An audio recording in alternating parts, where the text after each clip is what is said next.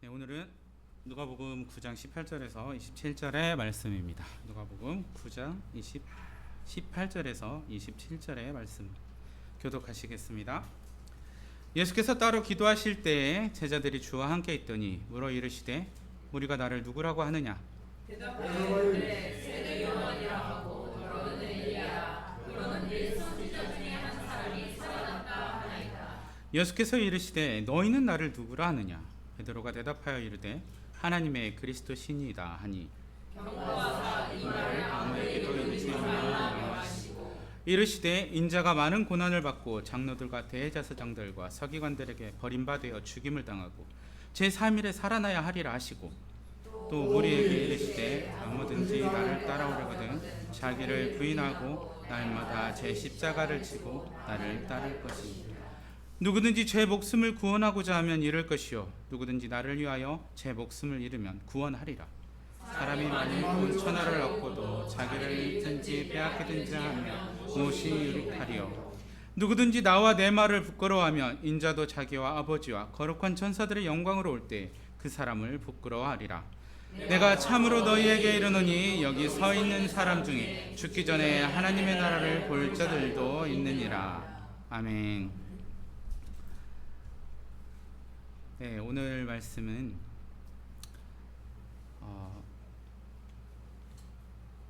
중요한 질문이 또 있는데요. 요즘 올림픽 다들 보고 계시죠? 네, 네, 못 봅니까? 그 올림픽 그 경기 중에 태권도 저 있잖아요. 태권도 남자 80kg 경기에다가 서건우라는 선수가 있습니다. 이 80kg은 이 저희가 이때까지 나가서 한 번도 메달을 따보지 못한 분야예요. 이번에 이제 나가게 되었는데 이번에 그 결승 준결승까지 갔습니다. 비록 4위는 했지만 그 문턱까지는 갈 수 있었어요.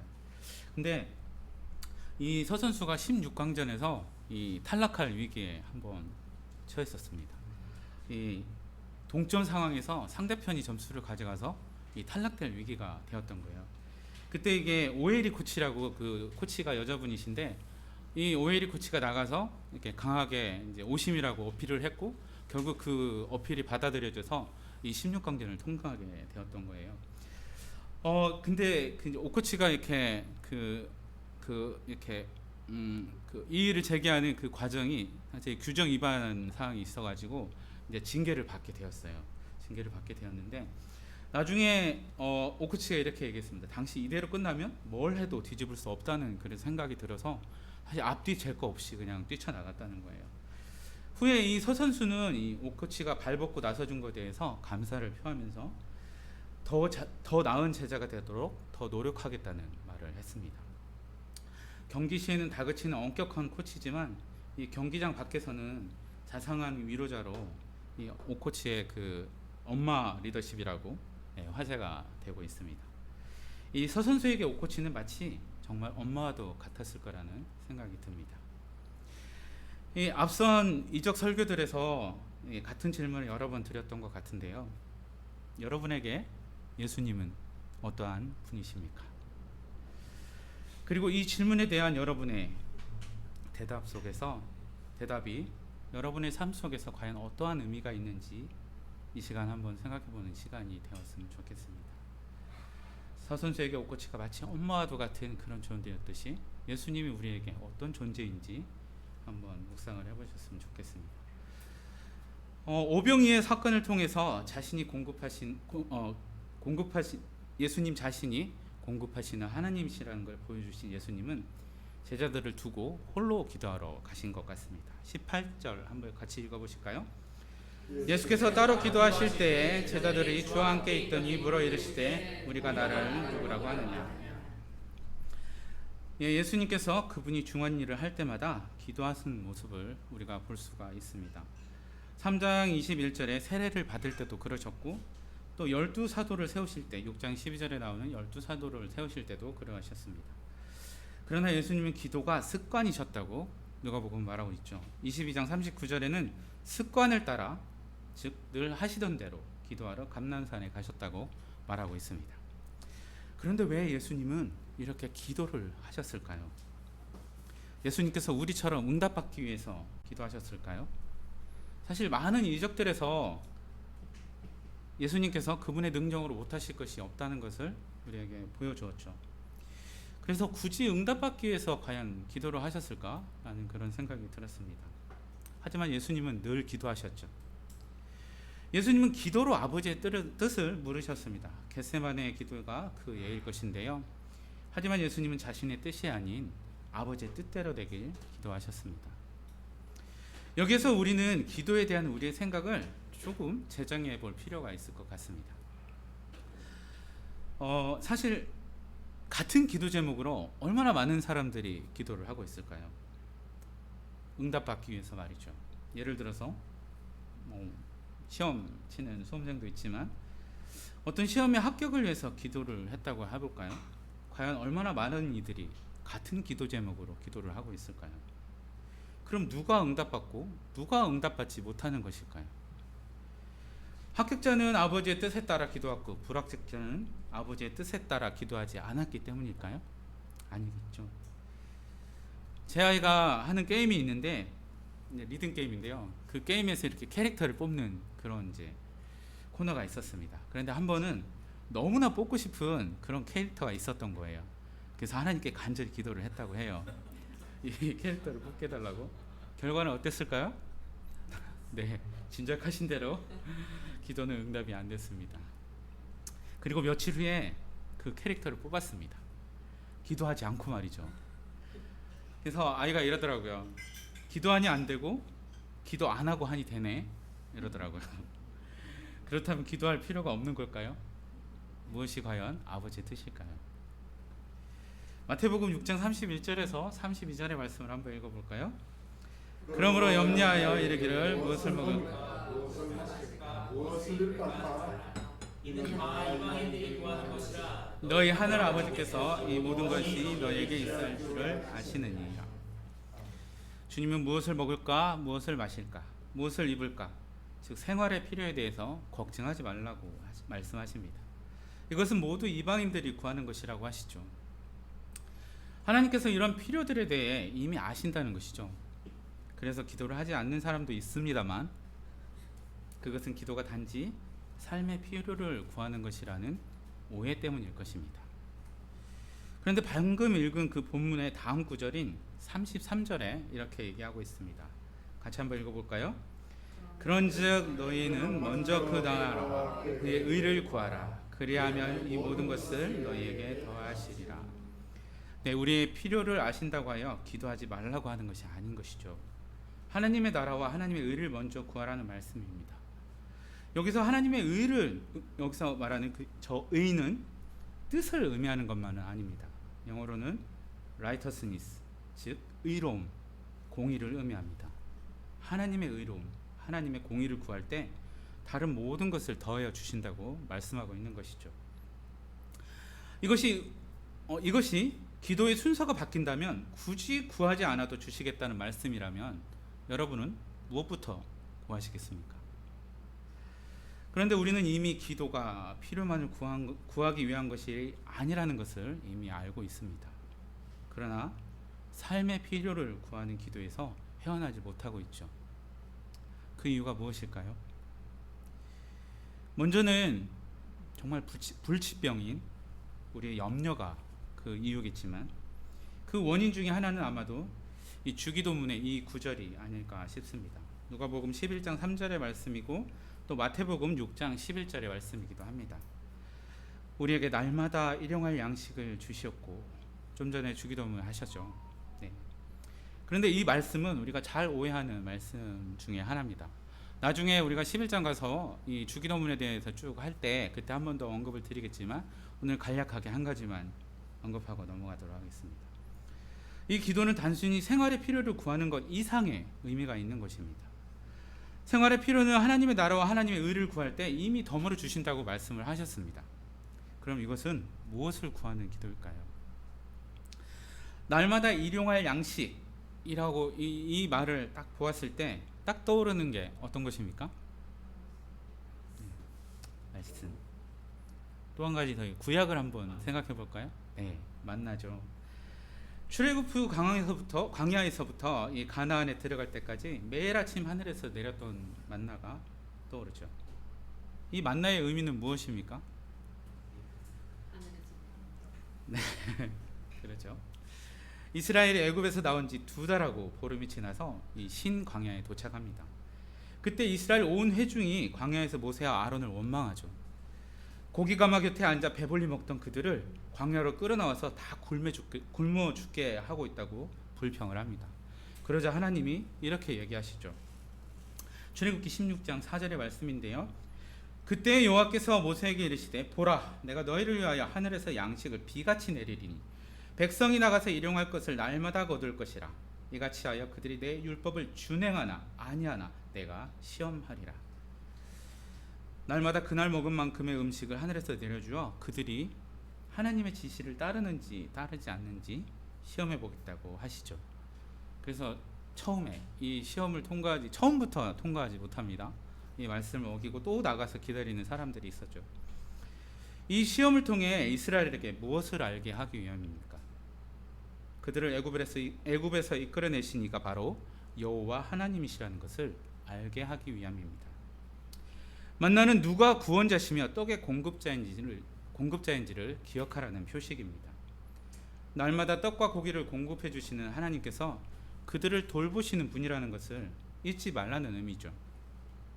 즉 우리에게 날마다 일용할 양식을 달라는 기도는 필요를 구하는 기도가 아니라 날마다 우리의 구원자 되시며 공급자 되시는 하나님을 기억하게 해주십시오 라는 그런 기도인 것입니다. 일전에 제가 딸아이가 학원 갔다 오면 저하고 1시간 반 이렇게 이야기한다고 한번 말씀을 드린 적이 있죠. 네, 그런데 그것이 그 주체가 제가 아니라 바로 이 아이이기 때문에 가능한 일이 아닐까 하는 생각을 해보았습니다. 아이가 이야기하기 싫은데 제가 1시간 얘기하자고 해서 이야기할까요? 고1인데 말이죠. 그 대화는 뭘 바라고 하는 대화가 아니라 그저 학교에서 있었던 일과 또 자신의 고민을 이렇게 이야기하는 것이었습니다. 처음엔 몰랐지만 저한테 어떤 해답을 얻기 위함이 아니라는 것을 요즘은 알게 되었습니다. 어쩌면 기도가 이런 것이 아닐까 싶습니다. 기도를 통해 하나님 아버지와 더 많은 시간, 친밀한 대화를 할 수 있는 것이죠. 왜냐하면 그 시간만큼은 온전히 하나님께 집중할 수 있기 때문입니다. 아이가 대화할 때 저도 하던 일을 멈추고 아이에게 집중하게 됩니다. 그런데 하물며 우리의 신음소리까지도 들으신다는 아버지 하나님께서는 오죽하실까요? 그런 가운데 더 깊은 친밀함이 생기는 것 아닐까 싶습니다. 이처럼 예수님의 기도는 그분의 필요에 의해서 했던 기도라기보다 바로 아버지와 교통하는 방법이었던 것이죠. 스코틀랜드의 작가인 조지 맥도날드라는 분이 있는데요. 이런 말을 했습니다. 늘 기도하며 힘을 잃지 않는 그리스도인이라면 모든 기도가 원하는 대로 응답받는 것보다 하나님과 대화하는데 훨씬 더 많은 가치를 둘 것이다. 기도의 궁극적인 목표가 그것이다 라고 얘기한 바가 있습니다. 우리의 기도가 기도로 아버지와 교통하시던 그 우리 예수님의 기도와 같기를 바랍니다. 따로 홀로 기도하시는 예수님께 제자들이 찾아옵니다. 그들에게 주님은 물으십니다. 우리가 나를 누구라고 하느냐? 예수님이 질문에 제자들이 대답합니다. 19절의 말씀을 같이 한번 읽어볼까요? 대답하여 이르되 요한이라 하고 더러는 엘리야라 더러는 옛 선지자 중에 한 사람이 살아났다. 여기서 사람들이 엘리야라고 말한 것은 그들이 읽은 구약의 말라기 예언을 근거로 한 것입니다. 말라기 4장 5절에서 6절에 이렇게 얘기를 합니다. 같이 읽어볼까요? 보라 여호와의 크고 두려운 날이 이르기 전에 내가 선지자 엘리야를 너희에게 보내리니 그가 아버지의 마음을 자녀에게로 돌이키게 하고 자녀들의 마음을 그들의 아버지에게로 돌이키게 하리라. 돌이키지 아니하면 두렵건대 내가 와서 저주로 그 땅을 칠까 하노라 하시니라. 아멘. 종말의 날인 여호와의 날 전에 선지자 엘리야를 보내시어 그가 자녀들의 마음을 아버지께로 돌이키겠다고 말씀하십니다. 그런데 여기서 주목해야 될 것은 엘리야가 오는 이유가 주의 길을 준비하여 그의 오실 길을 곧게 하기 위함이라는 것이죠. 세례 요한이 주님보다 먼저 온 이유가 바로 이 이유입니다. 그것은 곧 예수님을 메시아로 보는 것이 아니라 메시아가 오기 전에 올 선지자로 본다는 것을 의미하기도 하죠. 예수님께서는 이 세례 요한이 이 엘리야가 이미 왔는데 사람들이 임의대로 그를 대했다고 말씀하신 바 있습니다. 수많은 이적에도 불구하고 그들은 아직 예수님을 제대로 알지 못했습니다. 그런데 주님이 이러한 무리의 생각을 정말 몰라서 이 제자들에게 물으셨을까요? 그들이 나를 누구라고 하느냐라고 말이죠. 오병이어 기사의 요한복음 평행 본문을 보면 예수께서 그들이 자기를 임금으로 삼으려 하는 줄 아셨다고 합니다. 요한복음 6장 14절에서 15절의 말씀인데요. 그 사람들이 예수께서 행하신 이 표적을 보고 말하되 이는 참으로 세상에 오실 그 선지자라 하더라. 그러므로 예수께서 그들이 와서 자기를 억지로 붙들어 임금으로 삼으려는 줄 아시고 다시 혼자 산으로 떠나가시니라. 또 그보다 앞서는 요한복음 2장 24절의 말씀에서는 예수께서 모든 사람을 알고 계심으로 그들에게 몸을 맡기지 않으셨다고 말씀도 하시죠. 그럼 왜 예수님은 이 무리의 생각을 묻는 질문을 하셨을까요? 사실 예수님의 진짜 질문은 그 다음에 있는 질문입니다. 먼저 무리의 생각을 물으신 것은 제자들에게 그 질문을 하기 위해서 미리 하신 보석인 것이죠. 예수님이 듣고 싶은 대답은 이 무리들이 아니라 바로 이 제자들이었던 것입니다. 20절의 말씀을 같이 읽어보실까요? 예수께서 이르시되 너희는 나를 누구라 하느냐? 베드로가 대답하여 이르되 하나님의 그리스도시니이다 하니. 제자들에게 물으십니다. 너희는 나를 누구라 하느냐? 이에 대해 베드로가 이야기합니다. 하나님의 그리스도십니다. 베드로는 무리들과는 달리 예수님을 메시아라고 고백을 하고 있습니다. 더불어서 하나님의 그리스도라고 얘기하시면서 이 그리스도가 어디 누구로부터 왔는지를 또 알고 있습니다. 아주 귀한 고백이죠. 마태복음의 평행 본문에서는 그 말을 함으로써 베드로에게 예수님은 복이 있다고 얘기를 했습니다. 칭찬을 하셨죠. 그런 고백을 할 수 있는 것은 바로 아버지께서 깨닫게 해주셨기 때문이라고 얘기합니다. 그런데 이런 베드로의 귀한 고백에 이어서 예수님은 승리의 예고가 아니라 자신의 순환을 예고하고 계십니다. 21절, 22절의 말씀 함께 읽겠습니다. 경과사 이 말을 아무에게도 이르지 말라 명하시고 이르시되 인자가 많은 고난을 받고 장로들과 제사장들과 서기관들에게 버림받아 죽임을 당하고 제3일에 살아나야 하리라 하시고, 주님은 뜬금없이 인자가 고난을 받아 죽으신 후 사흘 만에 살아나실 것을 말씀을 하십니다. 그 의미가 무엇일까요? 무리의 고백에 대해서 베드로는 아닙니다. 그것이 틀렸습니다. 그들이 틀렸습니다. 주님은 하나님의 메시아입니다. 라고 얘기를 합니다. 그런데 주님은 그런 베드로에게 이렇게 말씀하시는 것이죠. 내가 말은 잘하였다만 너도 잘못 알고 있어. 나는 내가 생각하는 그런 메시아가 아니야. 라고 말입니다.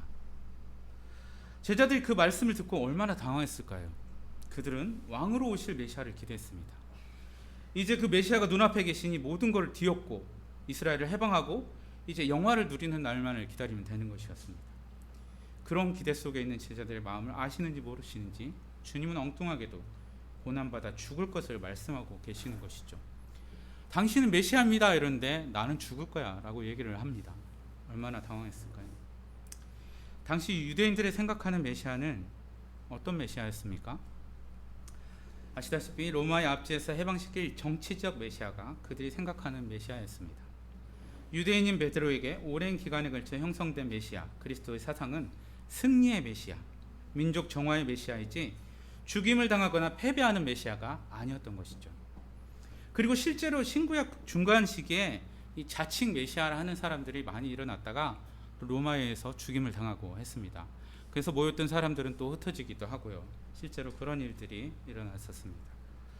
제자들이 메시아에 대해 갖고 있던 기대도 바로 그런 기대였던 것이죠.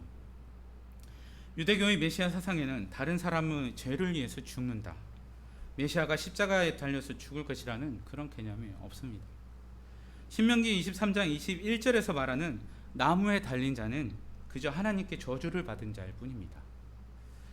그건 메시아가 될 수 없는 조건이었던 것이죠. 그런 이들에게 예수께서는 죽임을 당하는 메시아에게 지금 말씀하고 계시는 것입니다. 그러나 주님도 그들에게는 이해되지 않는 그 메시아의 모습이라는 것을 주님도 아셨습니다. 그래서 주님은 그것을 아무에게도 이르지 말라고 말씀을 하시는 것이죠. 아직 때가 안 되었기 때문에 그들에게 고난받는 메시아는 이해되지 않았을 뿐더러 받아들여지지도 않았을 것이기 때문입니다. 십자가를 지나면서 모든 안개가 걷히게 되고 보다 명확한 계시가 드러나기 전까지는 그들은 고난받는 메시아를 받아들일 수는 없었습니다. 그러나 이사야 53장 10절에 이렇게 얘기합니다. 같이 읽어보겠습니다. 여호와께서 질고를 당하게 하셨은즉 그의 영혼을 속건제물로 드리기에 이르니 그가 시를 보게 되며 그의 날은 길 것이요 또 그의 손으로 여호와께서 기뻐하시는 뜻을 성취하리로다. 예수님께서 받으신 고난은 하나님께서 원하시는 일이었고 또한 예수님은 십자가에 달리심으로 하나님의 기뻐하시는 뜻을 성취하셨다는 말씀입니다. 이 시대 많은 그리스도인들이 예수님을 믿는다는 것을 부귀영화를 누린다는 것과 같은 의미로 받아들이는 경향이 있는 듯합니다. 그 사람의 재정 형편이 어떠하냐에 따라서 예수를 잘 믿고 잘 믿지 않고를 판단하는 사람도 있습니다. 십자가의 고난보다 부활의 영광에 더 초점을 둡니다. 그러나 성경은 보면 볼수록 예수님을 믿는다는 것은 부귀영화보다는 십자가의 길에 더 가깝다는 것이 더 명확해집니다. 잘 생각해 보십시오. 부활의 영광은 장차 올 소망에 대한 것이 분명하지만 십자가의 고난을 거치지 않고는 올 수 없는 것입니다. 예수님이 어린 양으로 화목제물이 안 되셨다면 우리가 바라는 그 소망은 없었을 것입니다. 물론 십자가와 부활의 경중을 따지는 것은 정말 무의미한 일입니다. 십자가만 있고 부활이 없다면 예수님을 나무에 달린 저주받은 자라고 여기게 하고자 이 십자가에 못 박게 한 유대인들의 음모가 성공하게 된 셈이죠. 메시아인 줄 알았던 예수님은 그저 나무에 달려 죽을 저주받은 자가 될 뿐입니다. 그러나 십자가 없이는 아예 아무것도 이야기할 수가 없습니다. 십자가는 구원이라는 긴 여정의 시작입니다. 혹시나 여러분은 산 가운데서 만약에 신앙의 길을 잃어서 방황하고 있다면 다시 시작해야 할 것도 바로 이 십자가 아래입니다. 예수님은 제멋대로 하는 양 같은 우리를 위해 자신의 생명을 바치셨습니다. 그분이 겪지 않아도 되는 수모를 우리 대신 당해야 하셨습니다. 죄로 인해 자기와 원수된 바로 우리를 위해서 말입니다. 이사야 53장 3절과 5절의 말씀을 다 같이 한번 읽어보시겠습니다. 그는 멸시를 받아 사람들에게 버림받았으며 강고를 많이 겪었으며 마치 사람들이 그에게서 얼굴을 가리는 것 같이 멸시를 당하였고 우리도 그를 귀히 여기지 아니하였도다. 그가 찔림은 우리의 허물 때문이요 그가 상함은 우리의 죄악 때문이라. 그가 징계를 받음으로 우리는 평화를 누리고 그가 채찍에 맞음으로 우리는 나음을 받았도다. 아멘. 그러나 이런 대우를 받아야 할 사람은 예수님이 아니라 다름 아닌 바로 여기 모인 우리들입니다. 그분이 우리를 대신하여 이 형벌을 받으신 것이죠. 그런데 우리는 지금 그분을 어떻게 대우하고 있습니까? 여러분은 예수님을 어떤 분이라고 정말 생각하고 계십니까? 슬플 때 위로하고 힘들 때 도와주시고 필요를 채워주시는 그런 분으로만 생각하지는 않습니까? 아니면 죄를 지어도 꾸짖지 않으시고 늘 용서하시고 죄를 덮어주시는 분으로만 생각하시지는 않습니까? 그러면 왜 주님이 하나님의 공의를 먼저 구하라고 하셨습니까? 하나님의 공의는 죄에 대한 정의가 먼저 이루어져야 하는 것입니다. 또 어떤 분으로 여기고 있습니까? 혹 마귀와 팔씨름하여 이기는 존재 정도로 생각하고 있지는 않습니까? 왜 창조주 하나님이신 예수님이 이 피조물인 사탄과 동급이어야 합니까? 우린 이런 심각한 오해 속에서 예수님의 모습을 만나고 있는 것은 아닌지요. 예수님께서는 제자들이 그런 오해 없이 자기를 따르도록 지침을 제시하고 계시죠. 9장 23절의 말씀인데요. 또 무리에게 이르시되 아무든지 나를 따라오려거든 자기를 부인하고 날마다 제 십자가를 지고 나를 따를 것이니라. 아멘. 여기서 이 부인하다라는 말의 원어에는 사실을 인정하지 않는 적극적인 행동입니다. 그리고 거절하다라는 뜻이 담겨 있습니다. 그래서 자기를 부인한다는 것은 먼저 자신의 의지와 뜻을 부정하고 또한 자신의 욕과 육체의 유혹을 허락하지 않고 단호히 물리치는 적극적인 행동을 가리킵니다. 또한 자기 부인은 내 뜻을 버리고 하나님의 뜻을 택하는 것을 말하기도 하죠. 누가복음에는 이 베드로가 항변하는 장면이 사실 나오지 않는데요. 이 말씀에서 마태복음이나 마가복음에는 베드로가 예수님께 항변하는 장면이 있습니다. 우리 정재훈 집사님께서 그때 설교하실 때 이 부분을 하셨었죠. 하나님 뜻이 아닌 하나님의 뜻을 생각했기에 사람의 뜻을 생각했기에 사탄이라는 소리를 들을 정도로 아주 혼이 났죠. 예수님께서 자기를 부인하라 하시면 무조건적인 희생의 강요나 자신을 형편없다고 인정하라고 윽박지르는 것이 아닙니다. 오히려 내 힘으로는 할 수 없기 때문에 나의 힘을 빼고 나는 의롭지 않기 때문에 의로우신 주님께 전적으로 맡기라는 그런 적극적인 의미가 들어있는 것입니다. 또한 자기 십자가를 진다라는 말의 원어를 보면 그에게 속한 십자가를 그가 져야 한다라는 의미가 있습니다. 이것은 하나님께서 모든 그리스도인들에게 각각 져야 할 십자가를 다 주셨다는 것을 의미합니다. 예수님이 십자가를 지고 고난을 당하셨으며 우리 죄를 대신 지셨던 것처럼 예수님을 따르는 그리스도인들은 예수님을 믿는 사실 때문에 오는 십자가와 같은 고통을 견뎌야 한다는 것을 의미합니다. 또한 하나님께서 각자에게 주신 사명을 완수해야 한다는 의미도 될 것입니다. 무엇보다도 아시다시피 이 십자가는 죄인을 다는 형틀이었습니다. 그것도 반역자나 가장 극악한 죄인에게 주는 형벌의 도구였죠. 그 십자가를 진다는 것은 단지 고난을 인내하는 것 그 이상의 의미를 가지고 있는 것입니다. 그거는 자신이 이 십자가에 달릴 죄인이라는 것을 의미하는 것입니다. 또한 죄인으로서 이 십자가에 달려 죽어야 한다는 것도 의미합니다. 그래서 자기 십자가를 지기 위해서는 자기를 부인할 수밖에 없는 것입니다. 자기의 의를 버리지 않으면 인정할 수 없기 때문입니다.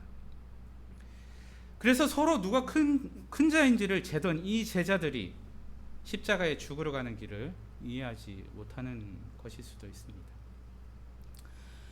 우리도 스스로 의로운 자라 여긴다면 마찬가지입니다. 그런데 결국은 우리가 져야 할 그 십자가에 누가 달리셨습니까? 네, 우리가 우리 자신의 십자가를 진다 한들 십자가에 못 박히신 이는 바로 주님이십니다. 그런데 자기 십자가를 진다는 것이 단순히 화가 나는 것을 참는다는 것일까요? 우리는 십자가를 진다는 것을 화나는 것을 참고 우리가 부당한 대우를 받았던 것을 인내하는 것, 참는 것 그런 것을 주로 얘기하는데요. 핍박을 받는 것을 인내하는 것 이런 것도 십자가를 진다 이렇게 얘기하지 않습니까? 물론 어떤 면에서는 그것도 맞는 말입니다. 그러나 이 십자가를 진다는 것의 그 진정한 의미는 내가 그 십자가에 달린 죄인이라는 것을 날마다 잊지 않는다는 것입니다. 더불어서 만나와 메추라기를 날마다 공급하시며 애굽에서 이스라엘을 구원한 같이 우리를 구원하신 이가 누구인지 기억하라는 의미가 있는 것입니다. 무조건 인내하고 감내하라 라는 말이 아니라 바로 그분 때문에 그럴 수 있어야 하고 또 그분 때문에 그렇게 해야 된다는 것을 이야기하는 것입니다. 마태나 마가에서는 사용되지 않았지만 이 누가의 본문에서 덧붙여진 말이 하나 있습니다. 바로 날마다 라고 하는 말입니다. 주님은 날마다 자기 십자가를 져야 한다고 하셨습니다.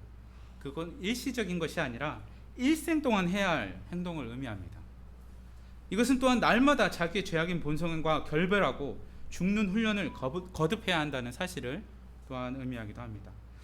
사도 바울은 고린도 교회에 있는 사람들에게 말합니다. 같이 한번 읽어보실까요? 형제들아 내가 그리스도 예수 안에서 가진 바 너희에 대한 나의 자랑을 두고 단언하니 나는 날마다 죽노라. 아멘. 고린도전서 15장 31절의 말씀이죠. 우리가 잘 알지만 여러분 날마다 죽고 계십니까? 날마다 십자가에 달린 예수님을 바라보고 계십니까? 우리 대신 말이죠. 오늘 본문에서 사용된 이 부인하고 지고 따르라 라는 말들은 다 명령형으로 사용됐습니다. 해도 되고 안 해도 되는 것이 아니라 이 좁은 문 안에 들어와서 천성을 향해 가는 이 예수님을 따르는 우리 모두가 지켜야 될 주님의 명령입니다. 바울의 고백과 같이 한 번으로 끝나는 것이 아니라 날마다 십자가를 져야 하는 것입니다. 그러나 예수님을 하나님이 보내신 구세주라고 여기면서도 자기가 구원하겠다는 자아가 여전히 우리 안에 살아 있습니다. 어떤 목사님이 이런 비유를 하시더라고요. 참 절묘하다 싶었는데, 이 스스로 자신을 구원하려는 노력은 어떤 사람이 이 허리띠를 하고 누워서 자신을 일으키기 위해서 그 허리띠를 위로 끌어올리는 거나 다름없다고 얘기하더라고요. 자신이 누워서 자기 허리띠를 끌어올리면 일어나집니까? 일으켜집니까? 아니죠. 아무리 당겨본들 그 사람이 자신을 일으킬 수가 없습니다. 나는 나를 결코 구원하지 못합니다. 그러므로 주님이 나의 구세주시라고 진정으로 여긴다면 내가 쥐고 있는 나에 대한 주도권을 주님께 넘겨드려야 합니다.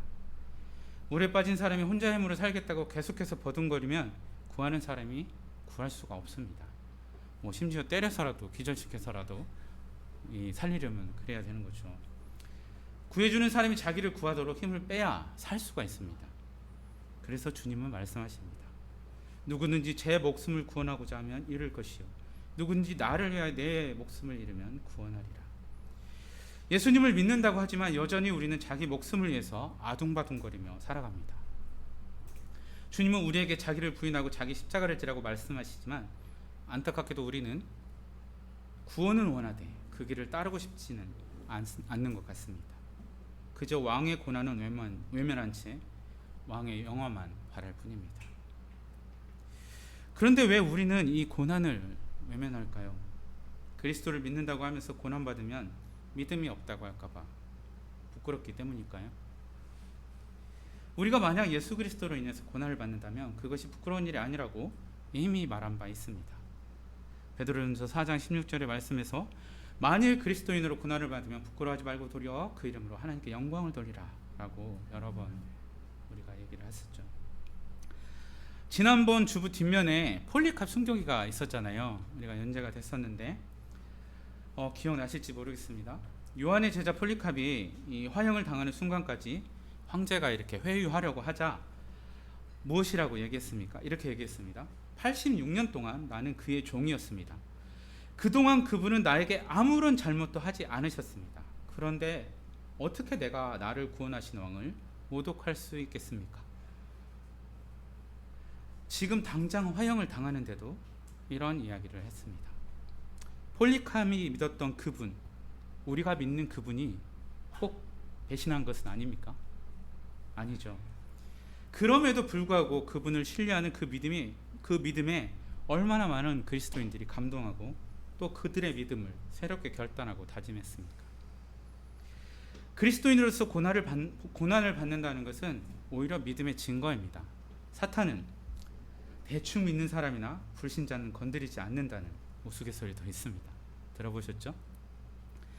사탄이 하나님을 격동시켜 욥을 친 이유가 무엇입니까?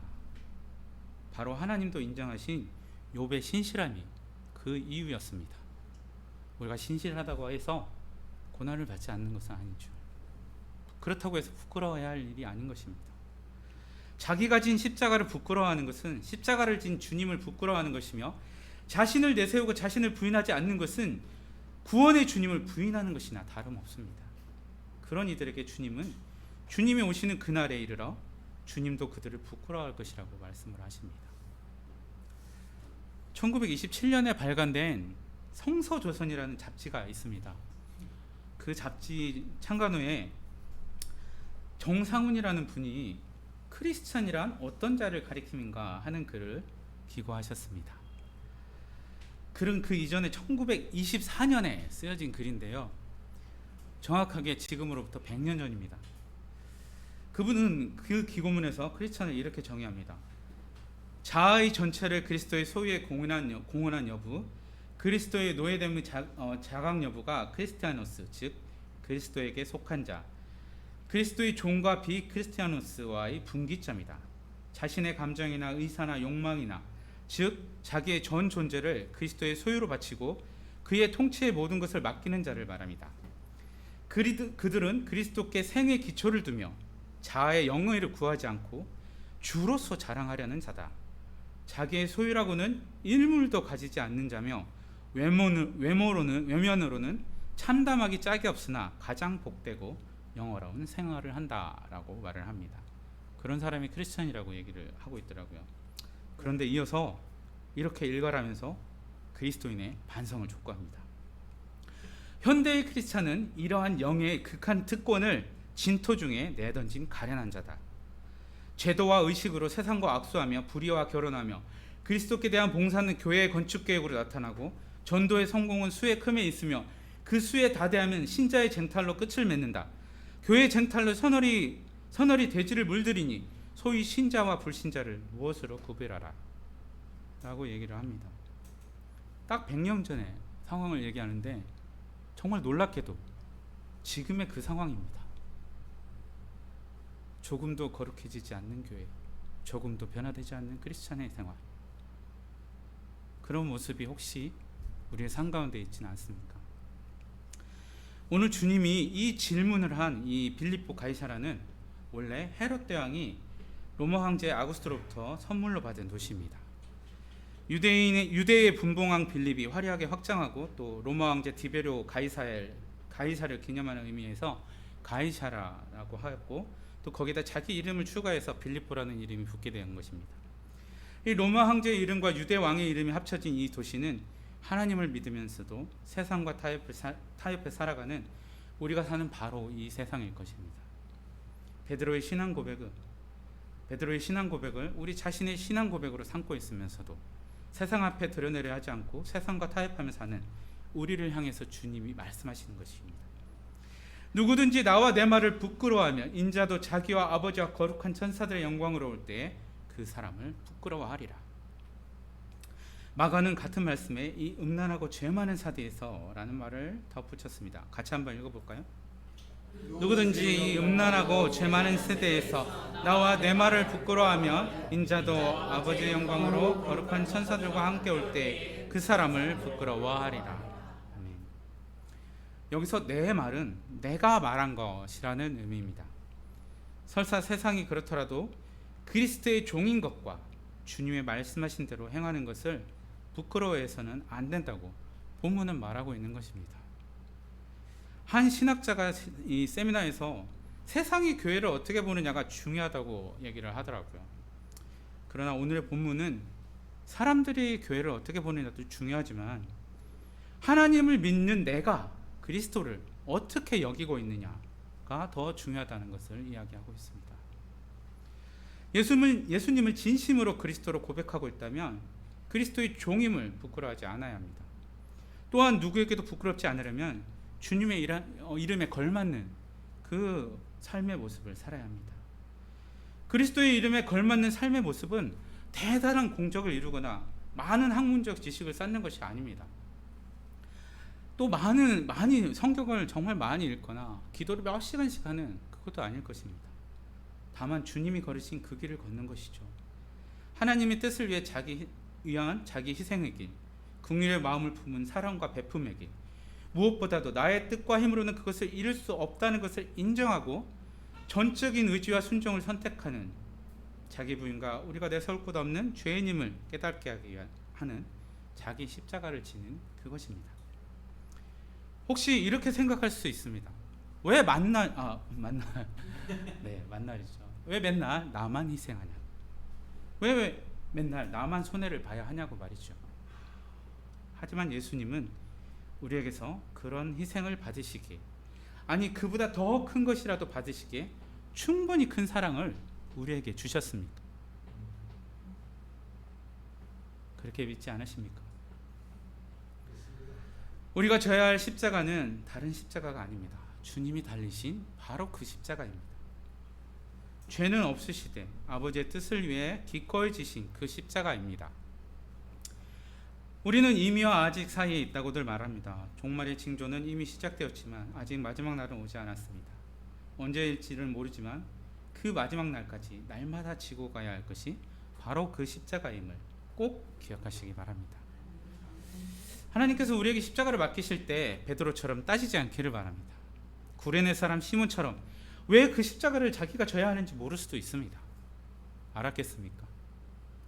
그러나 그가 후에 깨달았을 것처럼 마지막 날에 하나님께서 우리를 위해서 가장 좋은 결정을 하셨다는 것을 우리는 알게 될 것입니다. 우리의 믿음의 고백이 참된 것인지 아닌지는 인자가 자기 아버지와 거룩한 천사들의 영광으로 올 때 드러날 것입니다. 이 마지막 27절은 종말론적 관점에서 하나님 나라가 종말론적 관점에서 하나님 나라라기보다 현재적 관점에서의 하나님 나라가 강조되고 있는 것입니다. 종말론적인 본질을 현재의 체험이 가능한 하나님 앞에서의 생활의 본질로 제시하고 있는 것입니다.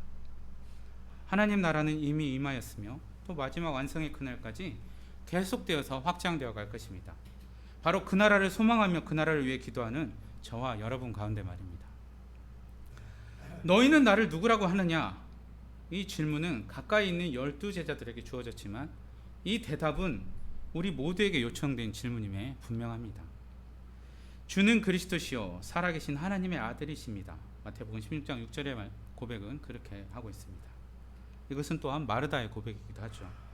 이 마르다와 베드로의 이 대답이 우리 입술에만 있는 것이 아니요 우리 마음에도 있어야 하며 또 우리 삶으로 증명되어야 할 대답입니다. 우리는 이 대답을 가슴에 품고 있긴 하지만 어떤 면에서는 삶에서 드러나지 않으려 애쓰곤 합니다. 주님이 우리에게 너는 나를 누구라고 하느냐 물으실 때 주님은 저의 구주이시며 하나님의 아들이십니다. 바로 나의 하나님이십니다. 이런 우리의 이런 고백이 우리의 입술만이 아닌 우리의 삶이 대답할 수 있기를 바랍니다. 여러분에게 예수님은 누구십니까?